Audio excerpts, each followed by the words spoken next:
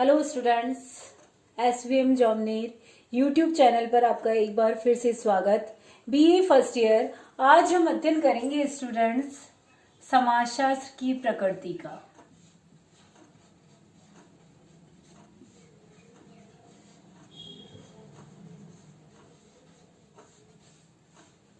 Students, हम अपना पहला चैप्टर जो है वो समाप्त कर चुके हैं, जिसके अंतर्गत मैंने आपको समाजशास्त्र का अर्थ, परिभाषाएं, उसके क्षेत्र एवं विषय वस्तु एवं विषय सामग्री से संबंधित अध्ययन किया हमने।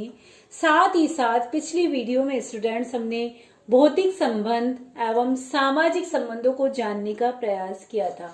आज हमारा जो सेकंड चैप्टर है स्टूडेंट्स, जिसके अंतर्गत हम समाजशास्त्र की प्रकृति को जानने का प्रयास करेंगे।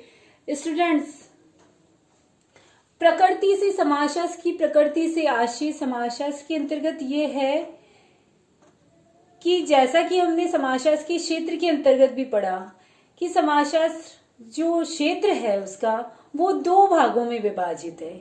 एक तो स्वरूपात्मक संप्रदाय और एक समन्वयात्मक संप्रदाय। इसी तरह से स्टूडेंट्स, समाजशास्त्र की जो प्रकृति है उस प्रकृति से संबंधित भी जो विभिन्न समाजशास्त्री या विभिन्न विद्वान हैं वो भी दो भागों में विभाजित है। कुछ समाजशास्त्री ये कहते हैं कि समाजशास्त्र विज्ञान है,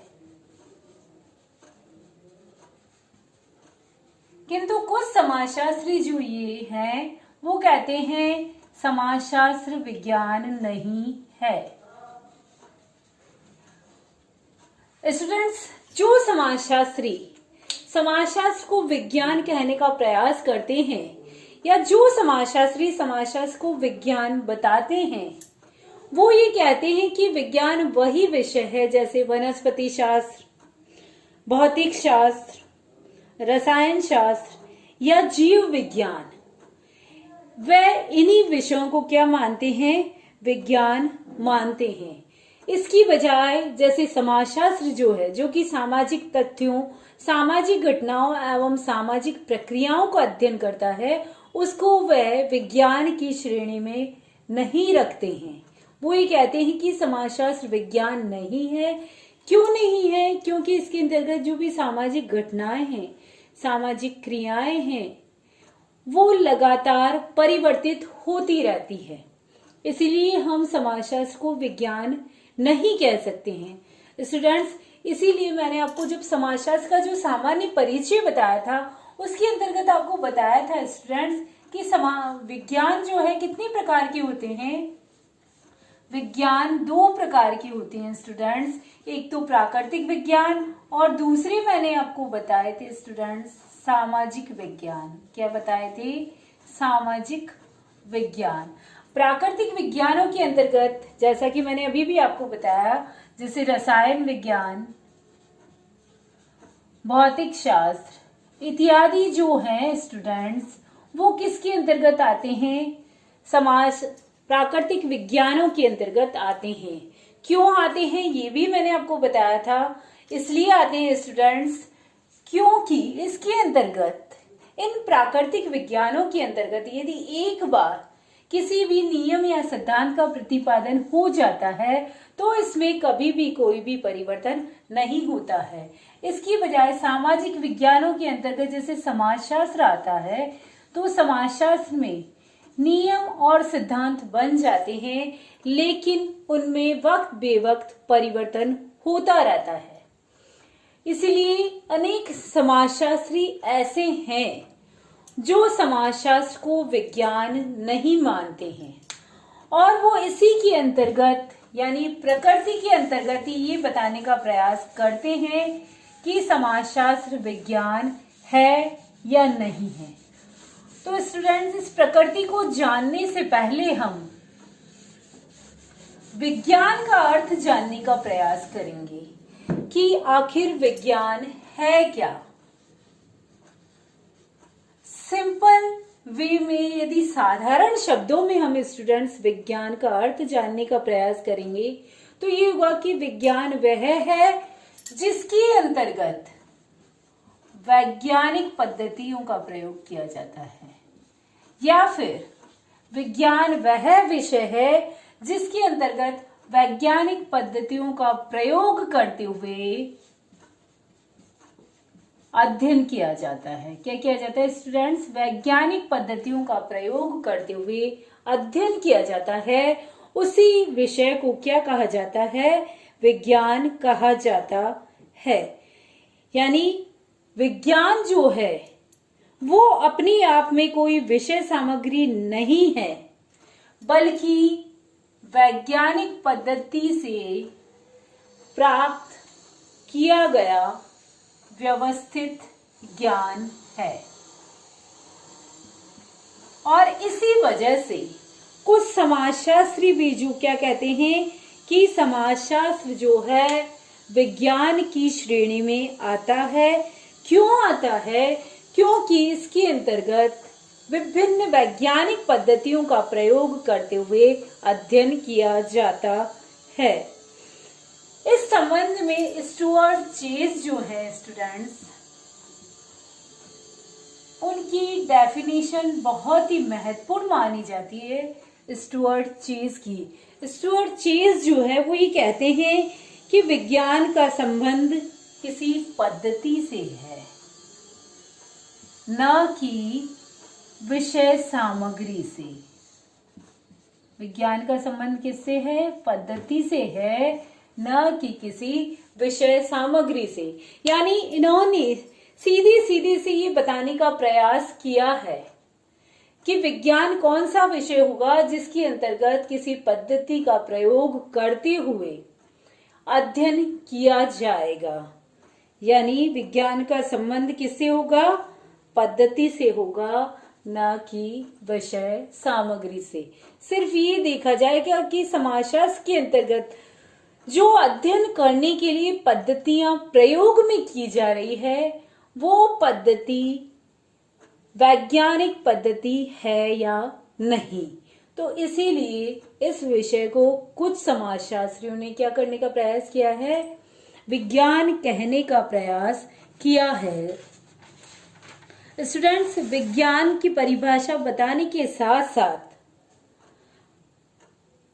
विज्ञान की जो प्रमुख विशेषताएं हैं उनका उल्लेख करने का प्रयास किया गया है, ताकि इस बिंदुओं के द्वारा हम भली भांति समझ जाएं कि आखिर विज्ञान है क्या। वैसे तो साधारण शब्दों में हमने समझ लिया विज्ञान क्या है। विज्ञान वह विषय है जिसके अंतर्गत वैज्ञानिक पद्धति के द्वारा ज्ञान प्राप्त किया जाता है, या फिर स्टुअर्ट चेस ने भी क्या कहा है कि विज्ञान का संबंध किससे है? पद्धति से है, न कि किसी विशेष प्रकार की विषय सामग्री से। लेकिन फिर भी कुछ बिंदुओं के द्वारा हम विज्ञान को भली भांति जानने का प्रयास करेंगे स्टूडेंट्स। तो विज्ञान की विशेषताओं या विज्ञान के अंतर्गत जो है मुख्य रूप से जिन तथ्यों का होना आवश्यक है उन बिंदुओं को अध्ययन करने का प्रयास करेंगे। यानी कोई भी विषय विज्ञान कब होगा? जब उसके अंतर्गत सबसे पहला ये तथ्य पाया जाएगा अवलोकन। स्टूडेंट्स, अब हम यहाँ पर अवलोकन का अर्थ जानने का प्रयास करेंगे। साधारण शब्दों में यदि हम बोलें तो अवलोकन क्या कहलाता है? देखना। क्या कहलाता है स्टूडेंट्स? देखना। यानी हर चीज को देखना क्या कहलाता है? अवलोकन कहलाता है। हमेशा जब गुरुत्वाकर्षण के नियम का प्रतिपादन हुआ स्टूडेंट्स, तो भी वो देख कर ही इस नियम का प्रतिपादन किया था न्यूटन ने। तो इसी तरह से यदि किसी भी प्रकार का कोई भी अध्ययन किया जाता है तो वो अवलोकन से ही प्रारंभ होता है। यानी किसी वस्तु, किसी अध्ययन को हम देख कर ही जान सकते हैं, उसके बारे में जानकारी प्राप्त कर सकते हैं। इसीलिए गुडे एवं हॉट जो है उन्होंने पता है क्या बताने का प्रयास किया है कि कोई भी अध्ययन जो है वो अवलोकन से ही प्रारंभ होता है और उसका अंत जो है वो भी अवलोकन पर ही होता है। स्टार्टिंग क्या है, देखने से ही होती है और अंत तक देखना ही अवलोकन के अंतर्गत आता है। लेकिन एक मुख्य चीज जो अवलोकन में सम्मिलित की जाती है वो किया जाता है विशिष्ट उद्देश्य। यदि हम किसी वस्तु, किसी घटना का अध्ययन कर रहे हैं, लेकिन यदि हमारे मस्तिष्क में ये शब्द नहीं है विशिष्ट उद्देश्य, तो हमारा जो अध्ययन किया जाएगा वो अवलोकन के अंतर्गत नहीं आएगा। इसकी बजाय यदि हम किसी विशिष्ट उद्देश्य को ध्यान में रखकर अध्ययन करते हैं तो वह हमारा क्या कहलाएगा, अवलोकन कहलाएगा। यानी साधारण शब्दों में क्या कहा है गुड़े एवं ओट ने, किसी भी घटना का प्रारंभ और अंत जो है वो अवलोकन से ही होता है। यदि कोई व्यक्ति किसी घटना को किसी विशिष्ट उद्देश्य को ध्यान में रखकर अध्ययन करता है तो वह क्या कहलाता है, अवलोकन कहलाता है। और विज्ञान की सर्व प्रमुख विशेषता या प्रमुख तथ्य जो है स्टूडेंट्स, वो भी कौन सा है, अवलोकन ही है। दूसरा मुख्य विशेषता या तथ्य जो आता है वो आता है सत्यापन या वर्गीकरण। स्टूडेंट्स, इन बिंदुओं को आप बहुत ही अच्छी तरीके से समझें क्योंकि आगे हमारे जो चैप्टर आएंगे वो इनसे कनेक्टेड हैं। तो अवलोकन का अर्थ हमने जान लिया, किसी विशिष्ट उद्देश्य को ध्यान में रखकर किसी घटना को देखना, प्रेक्षण करना ही क्या कहलाता है, अवलोकन कहलाता है। दूसरा जो आता है विज्ञान की प्रमुख विशेषता के रूप में वो आता है सत्यापन या वर्गीकरण। सत्यापन किसे कहते हैं, अवलोकन विधि द्वारा जिन भी तथ्यों का अध्ययन किया गया है स्टूडेंट्स, उसकी सत्यता की जांच करना। अवलोकन के द्वारा जो भी तथ्य एकत्रित किए गए हैं या जिन तथ्यों को देखा गया है उनकी क्या करना, सत्यता की जांच करना। क्या करना है स्टूडेंट्स, सत्यता की जांच करना क्या कहलाता है, सत्यापन कहलाता है। कि अवलोकन के द्वारा हमारे द्वारा जो भी तथ्य देखे गए हैं, जिन तथ्यों का अवलोकन किया गया है वो अवलोकन जो है सत्यता की जांच में खरे उतरते हैं या नहीं है। वाकई में जिन तथ्यों का हमने अवलोकन किया है वो तथ्य सत्य है या नहीं है, इस सत्यता की जांच करना ही क्या कहलाता है, सत्यापन कहलाता है। वर्गीकरण, वैसे तो स्टूडेंट साधारण शब्दों में ही हमें पता चल रहा है, वर्गों में विभाजित करना क्या कहलाता है, वर्गों में विभाजित करना वर्गीकरण कहलाता है। क्या कहलाता है स्टूडेंट्स, वर्गों में विभाजित करना वर्गीकरण। लेकिन एक चीज जो मुख्य रूप से स्टूडेंट्स वर्गीकरण में देखी जाती है वो ये देखी जाती है, विभिन्न वर्गों में विभाजन जो ऐसे ही नहीं हो जाता, बल्कि किस आधार पर होता है, समानता के आधार पर। किसके आधार पर होता है, समानता के आधार पर। यानी एक वर्ग में जिन भी तथ्यों को रखा जाएगा उनमें सभी में समान विशेषताएं होगी। तो समान विशेषताओं के आधार पर विभिन्न वर्गों में विभाजन क्या कहलाता है, वर्गीकरण क्या कहलाता है। एक बार वापस बताती हूँ स्टूडेंट्स, समान विशेषताओं के आधार पर तथ्यों का विभिन्न वर्गों में विभाजन वर्गीकरण के अंतर्गत आता है। पहला मुख्य तथ्य या विशेषता जो है विज्ञान की वो अवलोकन, दूसरा है सत्यापन या वर्गीकरण, तीसरी मुख्य विशेषता आती है स्टूडेंट सामान्यीकरण। सामान्यीकरण जो है किसी भी विज्ञान की तीसरी और महत्वपूर्ण विशेषता मानी जाती है। सामान्यीकरण का अर्थ क्या है स्टूडेंट्स, जो भी तथ्य हमने अवलोकन के द्वारा प्राप्त किए हैं यानी जिन भी तथ्यों की प्राप्ति हमने अवलोकन के आधार पर की है, उन तथ्यों के आधार पर सामान्य नियम या सामान्य प्रवृत्ति को ज्ञात करना ही क्या कहलाता है? सामान्यीकरण कहलाता है। इसमें क्या किया जाता है? इसमें कुछ इकाइयों के अध्ययन के आधार पर निष्कर्षों को संपूर्ण वर्ग या पूरे वर्ग पर लागू किया जाता है। यानी सामान्य नियम सामान्यीकरण के अंतर्गत बनेगा। कैसे बनेगा?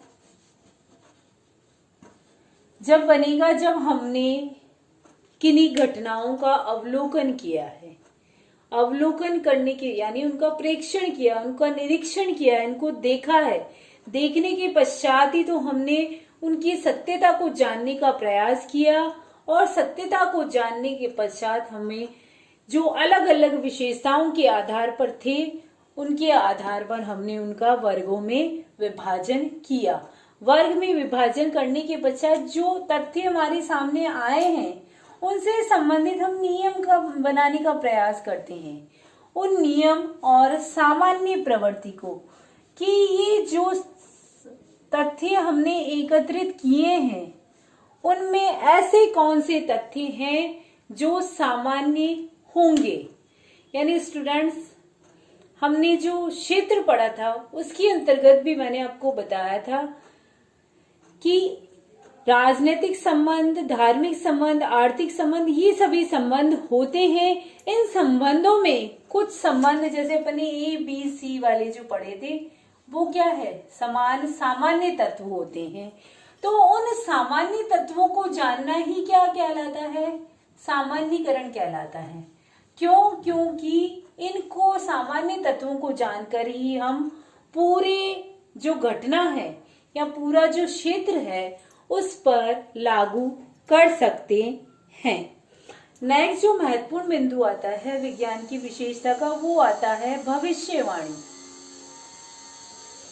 यानी कोई भी विषय विज्ञान क्यों कहलाता है, इसका चौथा और मुख्य तथ्य ये कहा जाता है कि हम किसी भी विषय को विज्ञान इसलिए कहेंगे क्योंकि वो वर्तमान के आधार पर भविष्य को बताने की क्षमता रखता है। यानी विज्ञान का प्रमुख तथ्य क्या हो गया? भविष्यवाणी करना। यानी किसी भी विषय से प्राप्त जो निष्कर्ष होते हैं, जो रिजल्ट या रिपोर्ट जो हमारे सामने आती है, या विश्लेषण की जो किया जाता है स्टूडेंट्स, या निष्कर्ष जो निकाले जाते हैं, उन निष्कर्षों के आधार पर क्या किया जाता है? भविष्य के बारे में जानकारी प्राप्त कर सकते हैं।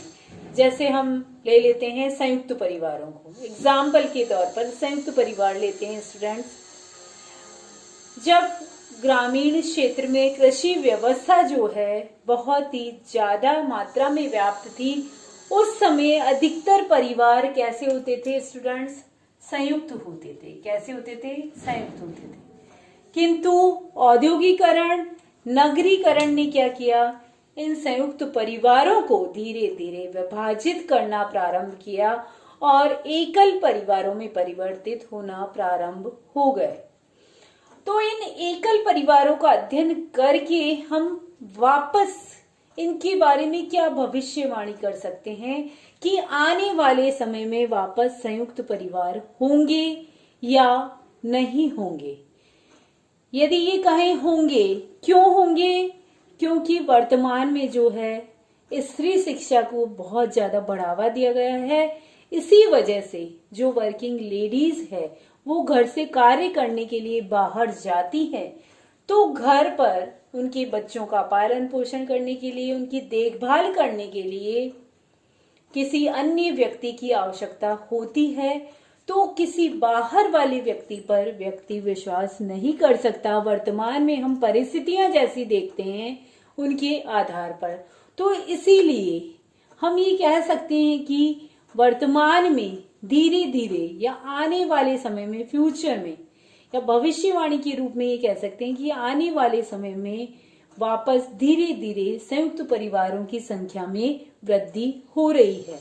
तो इस प्रकार से कोई भी विज्ञान जो है वो वर्तमान का अध्ययन करके भविष्यवाणी की क्षमता रखता है, इसीलिए वह विषय क्या कहलाता है? विज्ञान कहलाता है। यानी विज्ञान की पहली विशेषता अवलोकन, दूसरा उसमें क्या होना चाहिए? सत्यापन और वर्गीकरण, तीसरा सामान्यीकरण, चौथा भविष्यवाणी और पांचवा और अंतिम विशेषता जो महत्वपूर्ण रूप से मानी जाती है स्टूडेंट्स,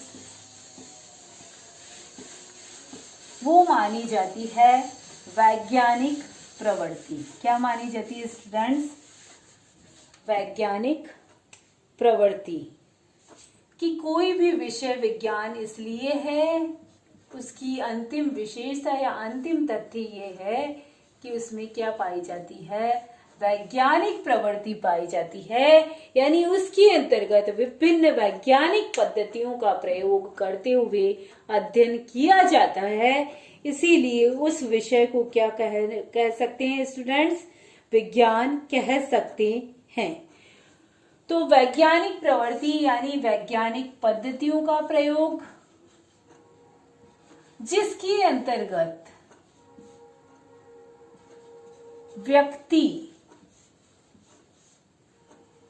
प्रथम तो परिश्रम को बढ़ावा दे,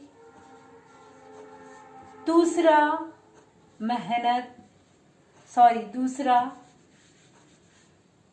धैर्य रखे। यानी जब भी कोई अध्ययन किया जाए वैज्ञानिक पद्धति का प्रयोग करते हुए, तो उसमें व्यक्ति में पेशेंस होना जरूरी है। गुरुत्वाकर्षण का नियम यदि एक बार सेब गिरा, उसके पश्चात ही प्रतिपादित हो जाता, तो उससे संबंधित जो वैज्ञानिक प्रवृत्तियां उभर कर आई सामने, जो रिजल्ट या निष्कर्ष जो निकाले गए, वो सही साबित नहीं होते। तो किसी भी विज्ञान के अंतर्गत यदि वैज्ञानिक पद्धति का प्रयोग किया जाता है, तो उसके अंतर्गत व्यक्ति का परिश्रम, मेहनत, धैर्य और जो उसकी रचनात्मक विचार शक्ति होती है, उस रचनात्मक विचार शक्ति को महत्वपूर्ण माना जाता है। क्योंकि लगातार कुछ करने की इच्छा होनी चाहिए। एक जगह आकर कुछ प्राप्त कर लिया ऐसा नहीं है, लगातार क्या करते रहना है? उससे संबंधित खोज करने का प्रयास किया जाना चाहिए। अंतिम और महत्वपूर्ण बिंदु जो आता है स्टूडेंट्स, रचनात्मक विचार शक्ति के साथ साथ वो आता है जिज्ञासा की प्रवृत्ति। यदि व्यक्ति में और अधिक जानने की लालसा नहीं है, तो भी समाजशास्त्र या कोई भी विषय विज्ञान कहलाने में असमर्थ रहेगा। तो इन पांचों मुख्य बिंदुओं के आधार पर, मुख्य तथ्यों के आधार पर किसी भी विषय को क्या कहा जा सकता है? विज्ञान कहा जा सकता है।